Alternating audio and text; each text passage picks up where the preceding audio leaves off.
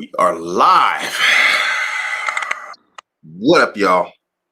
It's another episode of Halal Badboys with JW. What's good, man? Chilling, man. I'm all right. How about yourself? What's happening? You getting ready for Ramadan? Man, I am ready for Ramadan, my brother. I'm ready for Ramadan. It's actually not even long now, like a few days, huh? Yeah, I've got a few days. Less than a week, definitely. Maybe 4 days, 3 or 4 days, something like that. We were in the back room. We were in the back room side of the game discussing detox, whatnot. You want to tell the people about your detox program? Well, I mean, just like less than a week, but I start switching from caffeinated coffee to decaf just to kind of make it so that my body can function in the mornings without getting those caffeine tension headaches for the first. Like the food and the water, that doesn't bother me. So I like to get that out of the way. And like in Ramadan, I'll like with iftar, when we break the fast in the evening after sundown, I'll have a normal cup of coffee. Oh, really? Yeah, it won't affect me like that, or it hasn't. But it's just, I think, just shifting it, to when the body anticipates the caffeine. Well, I've been off caffeine for like several months now, and I'm surprised, man. I'm surprised. So I'm really looking forward to starting Ramadan without these caffeine detox headaches, man. Yeah, I figured you just went back on it and you just like did it on the sly and didn't say nothing. Nah, bro. I've been off it, bro. I've just been permanently off it. You know what the thing is? There are some benefits, but these great massive benefits that everybody's talking about, I don't really see. I mean, I sleep better, that's for sure. And when it's time to sleep, I mean, I'm out of it cold. There is no there's no delay. I lay my head down and I'm out. Walaikum salam wa rahmatullahi wa barakatuh, everybody. Yeah, so I'm looking forward to Ramadan, bro. I really am, man, this year. I really need this Ramadan, man. I need it. I plotted to kill too many people this year. I need to bring things down a bit. Allah was that. So we wanted to talk about Bitcoin. Basically, I mean, can we translate this basically Bitcoin into cryptocurrencies in general? Well, I think there's a very unique difference. Okay. That has to be, and I mean, I think Bitcoin is the daddy of them all. It is the King Kong of the space. And I think that you have to make a very clear distinction. For example, if we were to present this in to a sheikh to get an official ruling on this, which we're not looking to do here, right? That's not something you or I are even entertaining. We would have to distinguish Bitcoin from all the other altcoins due to the fact that Bitcoin is kind of the value intrinsic of it itself. There's no tech behind Bitcoin that you're kind of investing in like you are with the other ones. Indeed.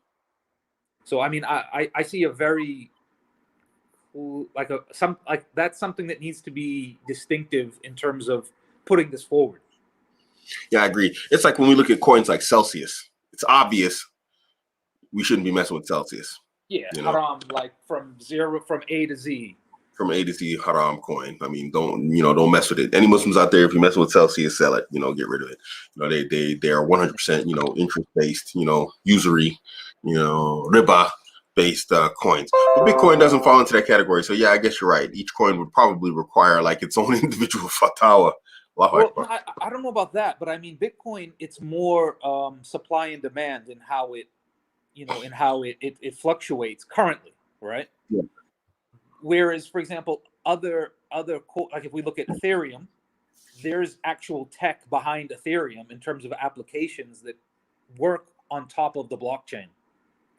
Whereas Bitcoin, it's blockchain, it's just kind of the ledger, right? Yeah. Whereas, and I mean, there's not much like in terms of a payment system, Bitcoin is terrible. Yeah. So, I mean, in that regard, I think I personally, I see Bitcoin more as a store of value, not even a currency.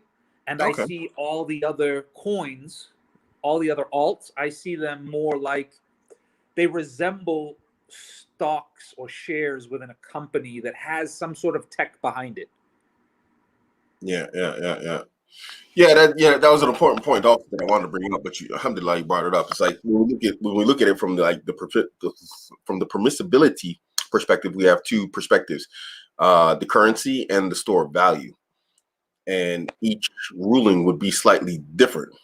Severe, like if we start putting, and this is and this is something, I mean, I want to get into you with, in that we're looking at it like in terms of, I want to hear, like, I want to have a discussion in terms of like when we first heard about it, and what got us into it initially. And and just kind of touch on that briefly, when I first got into it or was told of it in a meaningful way, because I saw Bitcoin as a currency, I stayed away from it. Oh. Because the rulings within currencies within Islam, they're different, and we start getting into a very what's the word, like a very narrow channel in terms of how we're able to function within that. Yeah. I'll be future trunk. Sorry, go ahead. Yeah. Whereas a store of value, if we're talking about a store of value of something, then that's a completely different conversation. Indeed. Abu Future Trunk said Abu Khadija recently said that Bitcoin is halal. Abu Future Trunks, I haven't seen this. I really like a link to this, man. Abu Khadija is my man. You gotta cough that up, brother. Yeah, I might have to hit him up on WhatsApp. Don't come teasing. I'm gonna hit him on WhatsApp actually. Hold on, let me drop. Maybe I should drop a message real quick. But yeah, and he said Abu Hakim. I don't have Abu Hakim's number, unfortunately, anymore. I used to, but I don't have it anymore. Something similar, and more people are finding out about it. Alhamdulillah. Yeah, come on, Abu Future. You can't come in here with that, brother. You gotta, Yeah. Oh, he's actually online. Give me a second. Assalamu alaikum wa rahmatullahi wa barakatuh, ya akhi Kareem. Long time. We haven't spoken. Inshallah, I hope you're well, you and your family, and in good health and high iman in this upcoming times to Ramadan. I recently heard something to the effect that you have you said something that to the effect that Bitcoin would be halal. Would you be able to send me a link, or if that's linked anywhere online, maybe on your website, bro? I'm not trying to be lazy or anything, but if you could help a brother out here with that'd be greatly appreciated. Jazakallah khair. It was Abu Khadija. So, yeah. So when do you remember first hearing about Bitcoin? Bro, I've been on Bitcoin for a minute. I've been on Bitcoin for wow. Bro, when I was looking at Bitcoin, you could see it on my Instagram. And I posted it because people thought, like, I was talking about Bitcoin. Because when Bitcoin started taking off, everybody was like, Bitcoin, ooh, And that was just like late last year, November, December-ish, No, it's actually December. It really started taking off, around the new year. And everybody jumped on the cryptocurrency bandwagon. And so there was some statements leveled in my direction that, I'm a newbie on this. I'm just jumping on the whole, it's going up train. And so from my Instagram, it's something like 2016, I think I've been on Bitcoin. It might have been earlier, 2016, 2017-ish, is when I basically was really, really, really hard on purchasing Bitcoin. And that's back when it was like 1,600, 1,700. I can remember like Bitcoin in the news. I can remember Bitcoin in the news in like 2010-ish. I can remember the news story of like the guy who bought the 2 pizzas. Just for example, like on Yahoo News or something, there was just a little, thing about it. And I never knew anybody who was involved in it. I never got into any, like, how do you do it? How do you get into it? Even if I wanted to buy it, Yeah. And as we know now, it was very complicated to get into it back then. Indeed. And risky, very risky. Yeah. So yeah, for me, that's when I was really serious about it. As a matter of fact, I won't spend a lot of time doing it, but I can actually give you some dates and whatnot from that. So yeah, no, I've been on it for a minute, bro. Who put you on it though? Like, what was it that got you into it? Just reading, bro. That's why I did the little series Alpha Nerd. I've been a nerd. I've been kind of a geek for a while, bro. I've been, I'm actually quite the nerd and the geek. So I'm quite the techie. Yeah. I know you are. I mean, that's like that's where you and I like diverge on certain things. You'll start talking about like War of Warcraft, and I'm just like, what? I never heard of it till I heard of you, bro. Till I heard you mention it. Yeah, I was quite the nerd. So I mean, I was kind of up on the technology for a while. It's just, again, the time and the resources spent to actually, find it, buy it, all that stuff, mine it. I actually remember I wanted to buy some. And this was when I was, remember when I lived up like in the middle of nowhere near Permisons? Yep. In that multi-story house. I wanted to buy back then, bro, and my dad talked me out of it. Wow. Yeah.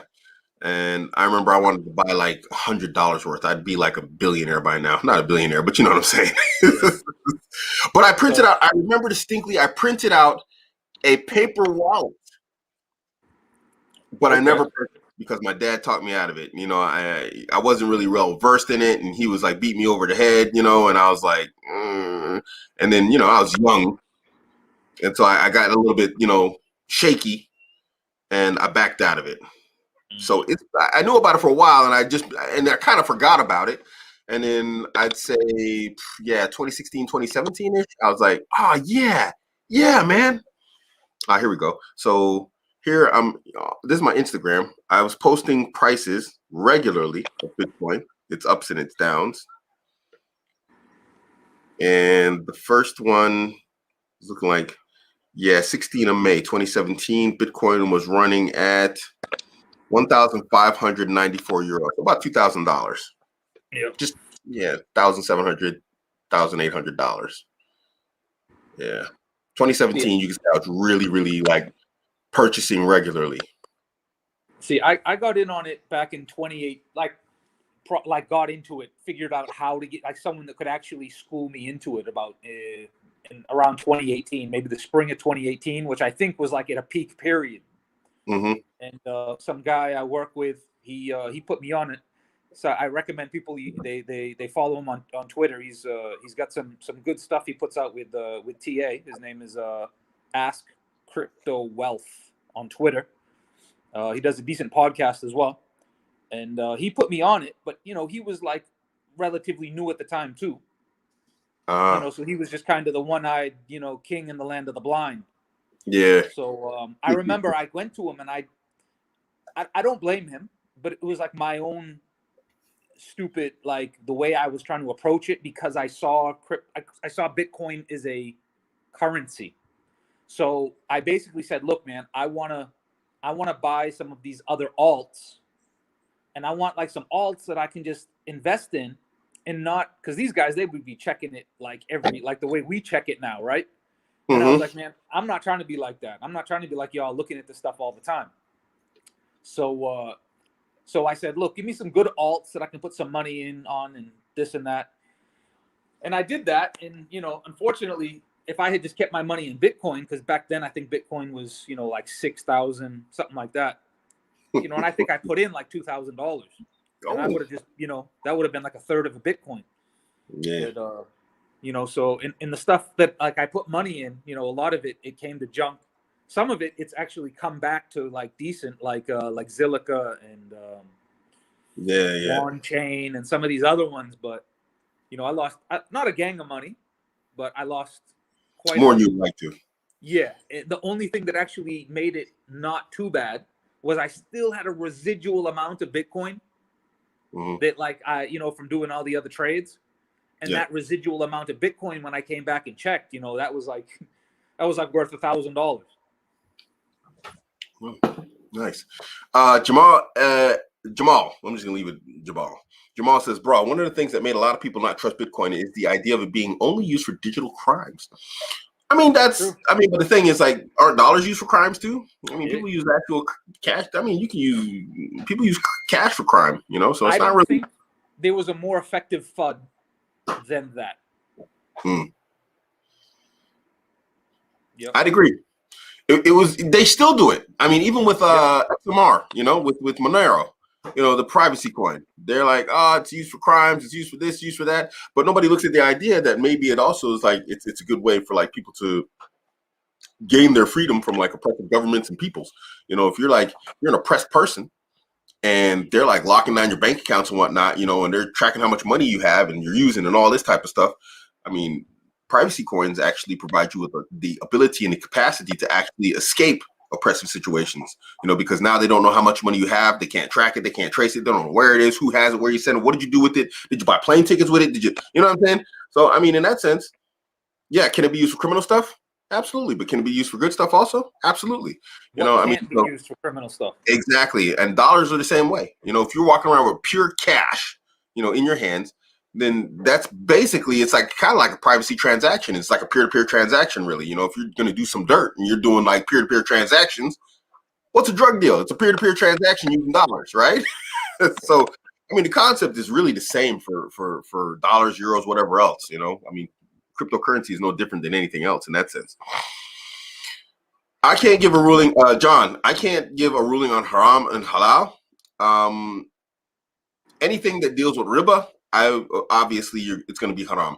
Now, his trading thing. Which question are you talking about? John Cena Killer. He says, "Is the DeFi stuff that Tate teaches halal?"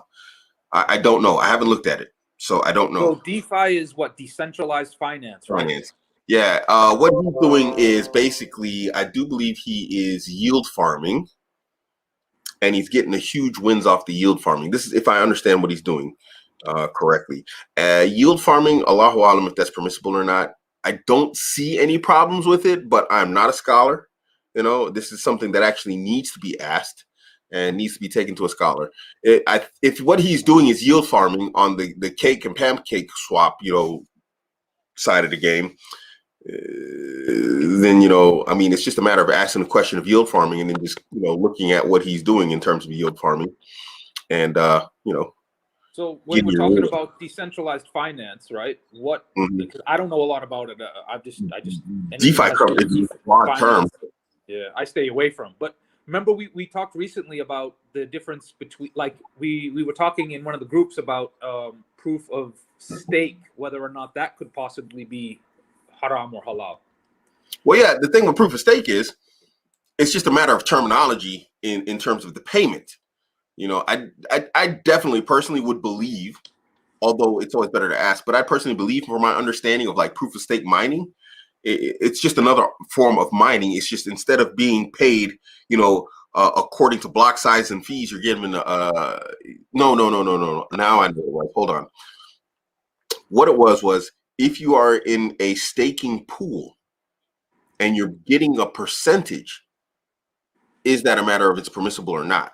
And so I was saying that like getting a percentage of a win off of your investment isn't the same as getting like, percentages off of usury based transaction, because proof of stake is basically like proof of work, but it's just done off of finances as opposed to actual hardware doing work in terms of like blockchain confirmation. Because I mean, with proof of stake, you're basically leveraging an asset to enter into an agreement in order to legitimize kind of your presence within that staking pool. Man, we're gonna have to go into a whole conversation here. We want to talk about Bitcoin, but I'll go into it. So, proof of work is basically what, is what what miners do. Right. We invest huge amounts of money into hardware that confirms blocks on the blockchain. So, what proof of stake does is it removes the hardware, but then the cost aspect is lost. And so, what they wanted to do was, because miners have a lot to lose, if we're bad actors on a network, the network could crash and we could lose our source of income. Right. So in order to replace that bad actor, possibility, they made people invest a certain amount of money, which is 2 Ethereum at this point in time, in order to become a staker. A staker does the exact same thing as a miner does. He verifies blocks on the blockchain. So what happens is because 2 Ethereum is now very expensive, people started making staking pools because not everybody's going to have 2 Ethereum available to them. Oh no, sorry, not to Ethereum, 32 Ethereum. Excuse me. Not everybody's going to have that money to them because now we're coming up on $50,000. You know, so basically, you can take $2,000. I was thinking 2,000, not to Ethereum, and you can like be part of a staking pool. And so instead of having 32 ETH, now you're part of a pool of people. You pull your money together, and then until you get to 32 ETH, and then that becomes a staking pool, and then you get a percentage according to how much you put in of the win for being a blockchain verifier. Yeah. So It's, what I'm trying to figure out is what's the difference between that and the DeFi stuff that that he was mentioning before that Tate does. Well, DeFi is different. DeFi is decentralized finance. I mean, that's very different. So what happens is financial transactions of any sort that take place on the blockchain, proof of stake verifies those transactions on the blockchain, as opposed to DeFi is a whole different branch on its own, where it could be in banking, it could be in like, NFTs. It includes all sorts of like different areas of like, financial transactions that take place on the Ethereum chain or on top of the Ethereum chain. So it doesn't involve putting down something like leveraging some sort of asset, like putting down, a Bitcoin to be able to. Sometimes it depends on what transaction you're doing. Like Celsius, Celsius is an example of a decentralized financial, coin that basically I do believe it's, it's built on top of the Ethereum network, and you can put in money. You can like, what is it called now? There's a term for it. You put in your money, and then basically they hold on to it, and you gain a percentage off of them lending out your money. Yeah, no, that's liquidity. basically like like traditional. Yeah, banking. lending. You provide liquidity to the Celsius network so that they can be lenders, and then they pay you a percentage of that. Liquidity mining is different, in the sense, even though the term is the same. So it's real complicated, man. So I guess the general advice that we would give to anybody is to just, do your homework. Keep it simple. Islamically, just keep it simple. Do I think Ethereum is haram? Also, I don't think Bitcoin is haram in my personal estimation. I don't think Ethereum in on its own is haram. I do believe that there are some coins like Celsius that are built on top of it, tokens that are haram, like Celsius. I just like to use Celsius because it is the clearest that you should avoid at all costs as a Muslim. So, like, that's built on top of the Ethereum chain. Yeah, I was gonna say, Vishal, you spelt crap wrong. Tell us how you really feel about Ethereum. Well, whoa, y'all really dropped a whole bunch of comments here. Whoa. What's that? Bitcoin might be well, I can't talk about that. Currency, the new world order. My man, okay. Yeah, it might be. It might not be. Yeah. Indeed. Hold on. Yeah. So I don't think there's in staking your money is not lent to anyone. No. In staking, when we're talking about proof of stake, basically what you're doing is you're putting in like your money as, what is it called? There's another term for this. I'm forgetting it now. Leverage? Collateral for not being a bad actor. Because what happens is you can attack a chain, you can attack a network. And if you are a staker, or if you're a miner, you have the capacity and capability to try and attack a network. Now, obviously, it takes a lot of power, to do that. And so in order to prevent people from being bad actors on there, you have to put something at stake, which is 32 Ethereum, which is not a small amount of money. And if you become a bad actor, what they do is it's called slashes. They'll slash your Ethereum and you won't get it back. So, you get a 50% slash, boom, half your Ethereum is gone. Dude, that's a lot of money. And so what it does is it acts as a incentive for people to not become bad actors on the network and then start doing fishy and dodgy stuff. It's not lent to anyone. It's just held.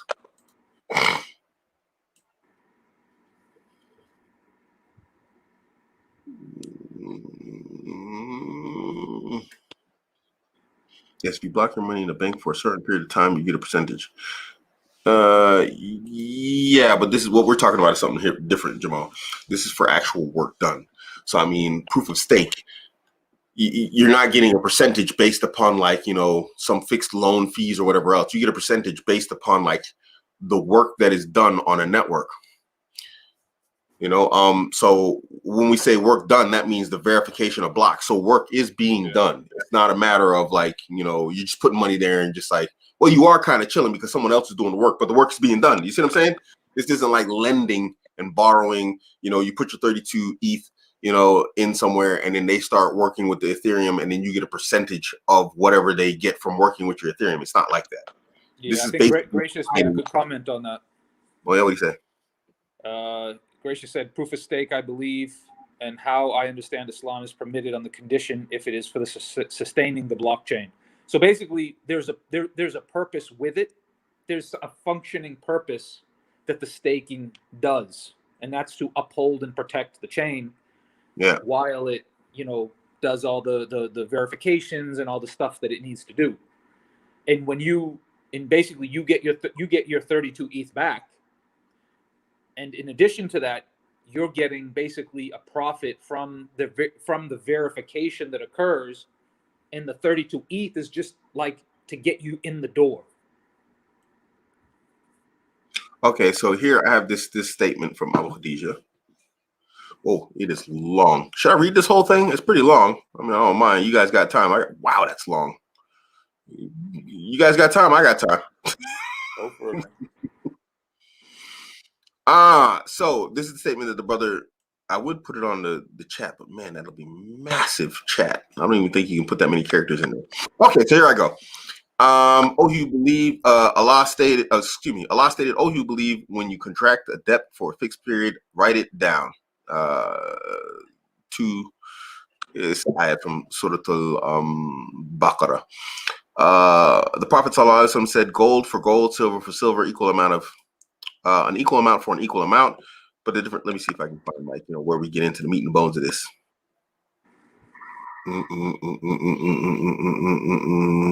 Give me a second. Okay, here we go. Digital currencies of Bitcoin.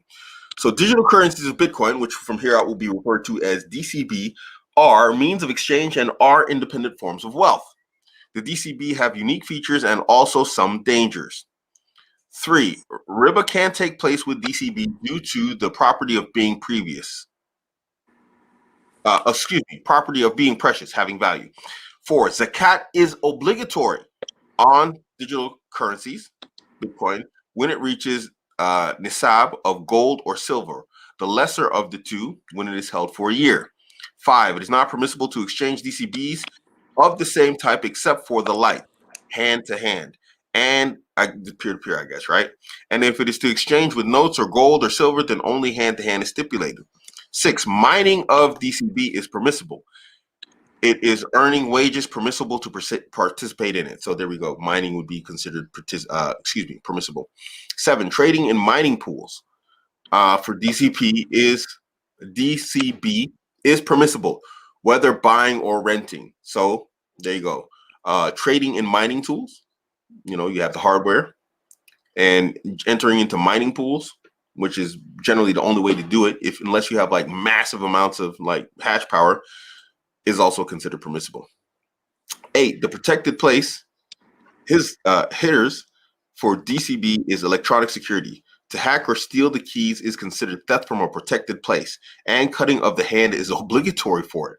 So if you steal someone's keys, wow, that's pretty serious. So if you steal someone's keys and then you steal their Bitcoin or cryptocurrencies, then the hudud is on you of theft, and your hand can be cut off for it. Don't go hacking stuff, guys. From a research paper of Sheikh Mohammed bin Abdul Wahab al-Aqil, 2017, translated by Sheikh Abu Ayyad, Hafizullah. Yeah, so this is the one, I think I sent that to you. I sent that to you about maybe 2 or 3 weeks ago, and we got some of the other duat that were looking at it as well. Yeah, but it's good if he's translated it. I'm going to take a look for that. Yeah, I'll send it to you also. It says the root problem with conventional currency is that all trust is required to make it work. The central bank must be trusted not to debase the currency, but the history of fiat currencies is full of breaches of that trust. Banks must be trusted to hold our money and transfer it electronically, but they lend it out in waves of credit bubbles with barely a fraction in reserve.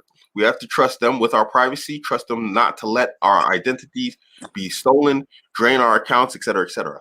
Their massive overhead costs make micropayments impossible. That's the statement of Satoshi Nakamura. This is inside what was sent to me. Bitcoin is an innovative payment network and a new kind of money. So what does he go on to say about this?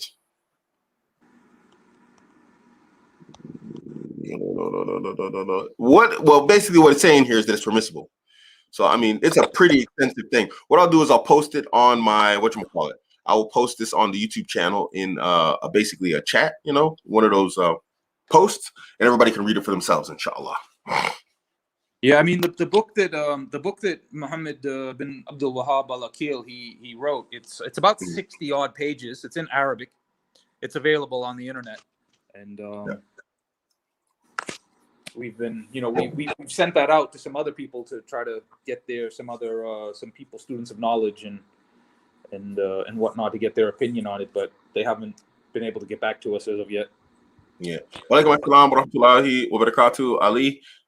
So from what we read here, and I'll post it inshallah on my on my YouTube here, it is permissible from what we see. So and let's get into that a little bit.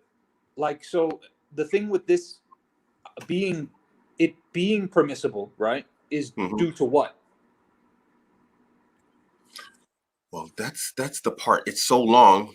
I mean, I mean, let's like take it back to principles, and these are the principles that Abu Khadija is speaking about, that he would be utilizing when we go into this, and that's the speech from Ibn Taymiyyah, rahimahullah, from Majmu' al-Fatawa, his book of fatwas, where he basically laid down a principle that is pretty well accepted and established in terms of the fiqh and understanding what is haram and what is halal, and that's that everything in the dunya is permissible until we have a specific evidence to say that it's not.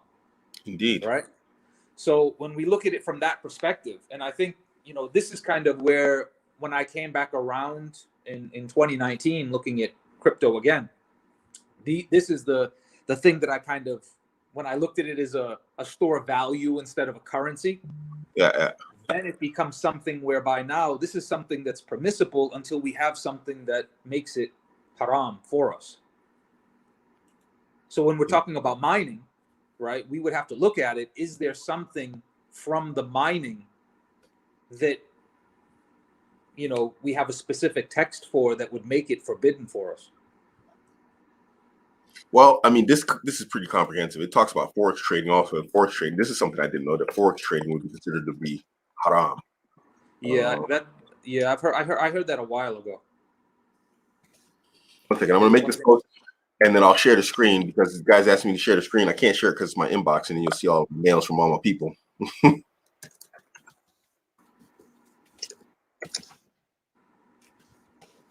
It's pretty extensive though. I mean, it's like, wow. Hey, can you shoot it to me on WhatsApp? Post. Yeah, give me 1 second. Give me 1 second. Let me. Oh man. So now that I share this. Here we go. Share. Allahu Akbar. There's no link to share. Guys, I'm trying to do it here. You gotta give me a minute. Not really sure. Okay, you know what? I'm gonna screen share this. Give me a second, and then I'll send it to you separate. So give me a second to screen share this, guy. Sorry. Give me a second. I'm struggling here. Let me find which page it is first. Allahu Akbar. This is not going how I planned it.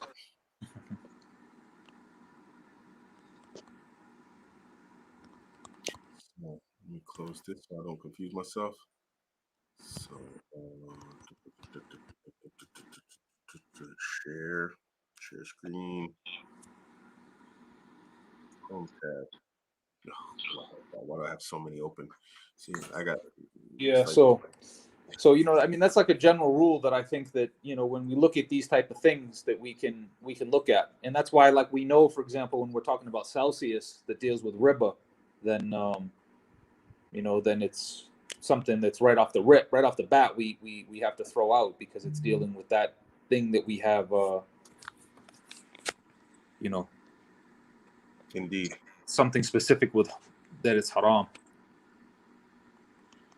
This is like application window. I do believe this is it. That's it. Oh, Allahu Akbar, man. Sorry, guys. Yeah, help me out here. I had so many tabs open, it was just killing me. Okay, so here it is. As you can see, it's quite long, you know. But I have the link here. What I'll do is I'll copy it. And the brother goes into quite heavy detail here. I think more than we can cover in this show. I don't think there's that much time. Yeah, hold on. I'm gonna go through these questions real quick. What are my thoughts on NFTs? What are your thoughts on NFTs? I mean, NFTs are like anything else. I mean, you know, when it comes to Islam, you know, then we have the issue of like pictures and whatnot, you know, and these types of things. I think that ruling never changes, you know, despite it being on the blockchain. And so that ruling is going to apply, obviously. But I think if you're making like, you know, these NFTs out there that are like, you know, more generic, that like Allahu Alam, it wouldn't appear on the surface to be problematic. But again, this is stuff that we need really like, you know, to like, you know, bring scholarly like, you know, analysis into, as opposed to, well, I think, you know what I mean? You know a little bit about NFTs, right, Jay? No, not particularly. I mean, what I have noticed is that big names from the Bitcoin sphere are very much what's the word? Like they don't trust it as something. They see it as something that's just kind of like, you know, pulling money from people, like a fad. Wow. Okay, that's interesting. You know, like Max Kaiser and Jason Williams and some of these other guys. They, you know, they see it as what's to prevent someone from just making another one. Yeah. I mean, really nothing. That's the thing about cryptocurrencies, is that there is nothing to prevent a person from making another cryptocurrency. Or no, even an NFT. If there's a painting, for example. Ah, okay. What's to prevent the person from just minting another NFT and selling it again? Well, that's the thing with the blockchain. I mean, it kind of solves that issue in terms of like, this is a unique item. A person can make another one, but it is not that item. You know, it's not the original. So there's like series where a person will sell like 100 of one thing, you know, and say, okay, this is one of 100. You know, like you got cars or something, like, you know, special edition car, one of 100. So there is that. But with NFTs, then you have exclusive ones where it's like only one is making. Now another person can, yes, try and copycat it, you know, and make it, but then the person can say, hey, look, I have this NFT that was sold from this particular thing, and he can show from his blockchain transactions that he bought the original NFT from OpenSea or wherever else, whatever NFT sale site, you know, there is out there, and prove that he has the original, as opposed to someone else who has a false or a fake. You know, you can trace it back. That's the beauty of the blockchain, that it's open. You know, it's everybody can see it, so you can show, like, you know, demonstrably, look, I purchased this from OpenSea. This was the original sales. You know, yada yada. That makes sense. Yeah. No, I get it. I just, you know, like in terms of having that, you know, like when we talk about like real paintings, like official paintings, right? If you have a painting, like what makes a Picasso worth what it's worth? Typically because there's only one of that Picasso painting, right? Indeed. But now if there's some painter, and I don't know any painters that we could use as an example that are currently alive today, but if we took that painter and he painted something and then he made an NFT with it and he sold that, what's to prevent him from taking that same painting and making a second NFT? You know, it's still from that same painter. It's still that same painting, although you could say one is NFT version 1 and NFT is version 2. Yeah. Indeed. Well, there have been some problems, unfortunately. Apparently, there's what was it? NFTs disappearing and whatnot, being pulled. People buy them, then you can't find them because there's there's a different network, that's being used for like certain types of NFTs, and people have lost them and they spent like, tens of thousands, if not millions of dollars, and then they're no longer in their wallet, and they disappear. All sorts of problems. It's covered in detail in the crypto mindset course. I told everybody to get in that, and it covers it. It covers some stuff that's not going to be interesting to Muslims, obviously. Like there's a deep dive on Celsius. I basically like skipped over that one. I skimmed over it just so I could understand it in basic, stuff to potentially look out for, to protect yourself from, which alhamdulillah, in this sense, Bitcoin isn't affected by, because Bitcoin is technically a dumb coin. I mean, it's just basically, it's a store of value, and that's really it. Yep. It's not like Ethereum, to where it's like there's entire, financial transaction edifice is built on top of it. You don't have entire business models, built on top of it like you do with Ethereum. This is why like BCH and, a few other, Bitcoin Gold and all these other, chains of Bitcoin exist, so that you can actually do that. And there's where these splits come from. Yeah. And then you got with the parachains coming with, with Dot and Link and Kusama and the 3.0 kind of the blockchain, making it even more interesting. Yeah. That hopefully we'll get rid of Ethereum. I'm not a fan of Ethereum devs. I'm really not. I mean, I'm a miner. You know how they treated us, or how they treat us. I'm not a fan of those guys at all. A bunch of no goods. Yeah, can't stand them. So yeah, I mean, from the open source, and Barakallahu Feek, Abu Future Trunks. From what we're looking at here, it's still on the screen. It's still up. What we're looking at here is probably the idea that it is permissible. You can find it on my page up here. I posted it. It's on my community posts here on YouTube, and you can take a look at it and read it yourself. Apparently, it's from Abu Khadija. It hasn't shown who the source is, but I asked Abu Khadija. I don't know if he responded or not. No, he hasn't. The man's busy, mashallah. But I'm quite sure he will. Check it out. Ooh.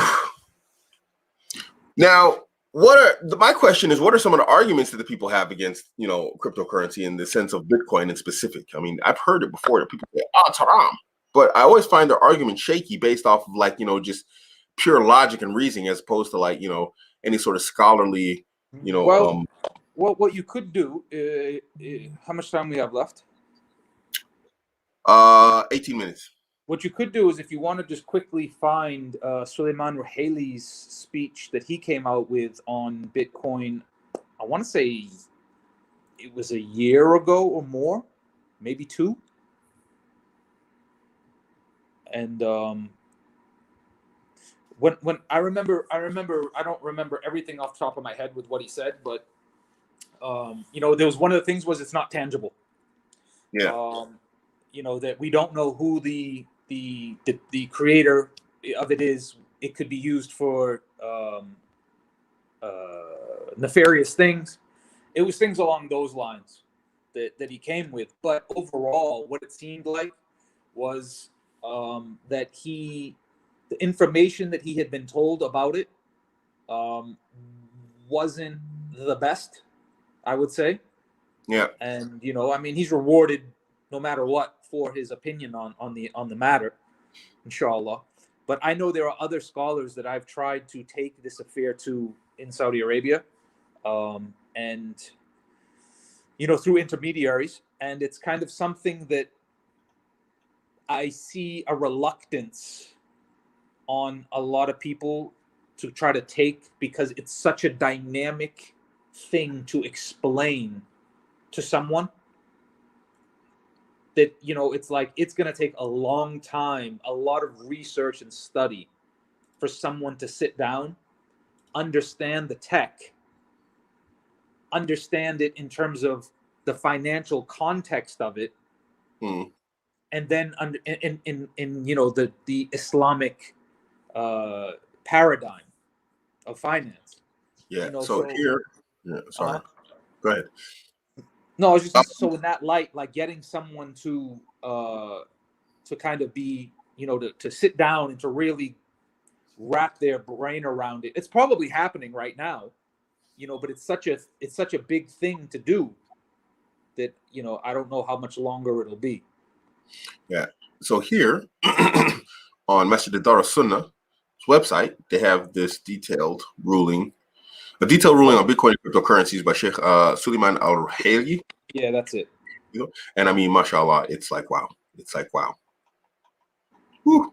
It's pretty detailed. We definitely don't have enough time to go through all this, and my mouth will get all dry despite having this tea trying to read all that really fast. Although I could read it really fast. I do know his ruling that it's impermissible, according to his understanding.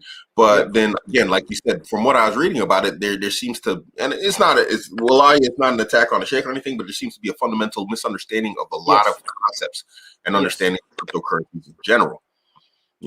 So it's kind of hard to accept it when you're looking at wait, what? When you're looking at his understanding of cryptocurrencies in terms of how it was explained to him, so he made it really based upon what he was understood, how he understood it, or how it's asked to him, or the information he had at the time, and it's kind of faulted the information he has. And on top of that, it's also like in terms of, like you said, who kind of explained it to him and what's available to him in the Arabic language, that he's taking this information from himself. Yeah.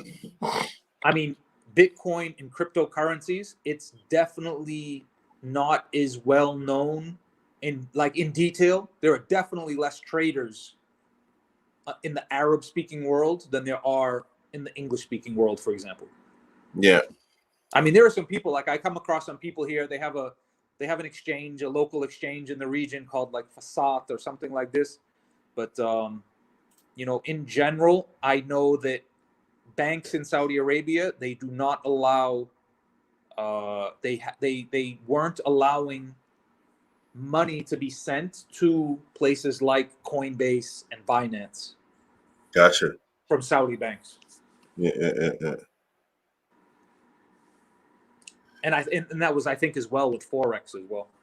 Yeah, I mean, Abu Future Trunk says the scholars in 2017 said that it's haram, and now more du'at and ulama are finding out it's halal. The people of Sunnah do not blind follow scholars as other groups accuse us of. This is proof.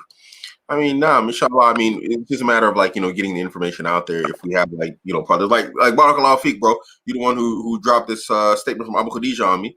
I mean, so I didn't know this before today, and so it was really good. Yeah, one of the things kind of I came up with in my mind to kind of back in the day, smoking cigarettes wasn't haram. Yeah. And then as the science became more well known, it went from something that was probably makruh or something like that was disliked because of the smell and the stuff like this, and it became haram. Yes.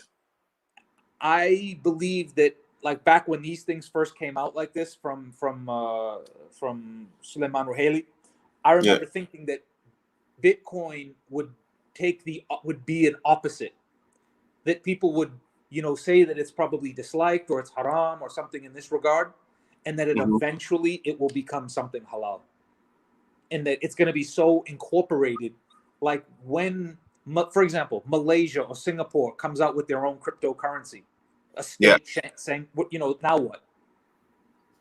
Yeah. Indeed. When the Emirates in the Khalij, starts doing something, now what? You know what I mean? Well, that's why I find it funny, because the Emirates actually, as far as I know, the Emirates has Bitcoin machines. They do. They absolutely do. Yeah, so it's like, Yep. Barakallahu Feek. Yarka says, not even interested in Bitcoin. I just want to say you're the man. Jazakallah khair, man. Barakallahu Feek. Well, Yarka, have fun staying poor. Yeah, mashallah. Jazakallah khair. Yeah. So there you go, guys. I mean, right now, for sure, I mean, it's the humble opinion of the members of this panel that there is permissibility in Bitcoin, and right now we are seeing some insane gains, like a bodybuilder on steroids in the gym. Okay, so read up on it. We've given you the pro, we've given you the con, we given I dropped one on my page here, from Barakallahu Feek Up Future Trunks, from the brother, ruling that it's permissible, including mining, something that I do. And we also have the counter argument that it's impermissible. Obviously, I'm going to advocate, but I just want to be fair, but I obviously advocate that it's permissible and that, you should get them gains, man, get them gains. In that regard, to someone like Yarka, says he or she isn't interested. That's cool. But for somebody who is interested, I recommend the book, The Bitcoin Standard by Saifedean Ammous, and Bitcoin, The Hard Money You Can't F With by Jason Williams. I believe both of them are available as Kindle books as well as hard books. The Bitcoin Standard, it's more of an intellectual kind of delve into what Bitcoin is and currency and things like this, whereas Jason Williams' book is much more easy to read and digest with his examples. And he's a very funny individual as well that you should follow on Twitter. I think it's Going Parabolic on Twitter. LVSH, he says Bitcoin's projected to go to 100K to 288K in a year. Everybody's always talking about they want their multiple wives, but then they don't want to, pay for it. I don't know, man. This is your chance. Yeah. Stack them and get them wives. Yeah, I definitely think that's a chance. There's definitely, I wouldn't rule that out. We could probably see something 75 to 80 sometime here in the summer, a drop down, consolidation, and maybe another run in the winter to 100. Perhaps we'll see just a jump to 100. I don't know if we'll see close to 300,000. And I hope we do, but I don't know if we'll see that till the next halving. Yeah. I'm looking at it right now. I just want to check price because I actually wanted to do some swapping between some, some of my other coins for some Bitcoin. I just want to look at the price. It's the price down. It's at 58. I waited too long. You see how E&J jumped today? Bro, I am happy with my E&J. Bro, my E&J bag. Mashallah, bro. I'm glad I bought that coin. I bought that like 13. I bought it below $1, I think, bro. Did I buy it below $1? Yeah. I can't remember. I know I got it at about 76 cents, I think. Yeah, I got it about like 68. I think I bought in just before you did. Okay. And I got it like 65 to 66 cents. Is now up to $3.35. And I bought a nice little decent amount. It wasn't spectacular, but it's enough to where I'm happy. Where it's like if I pulled out right now, I'd be like, yes. You know what I mean? Yep.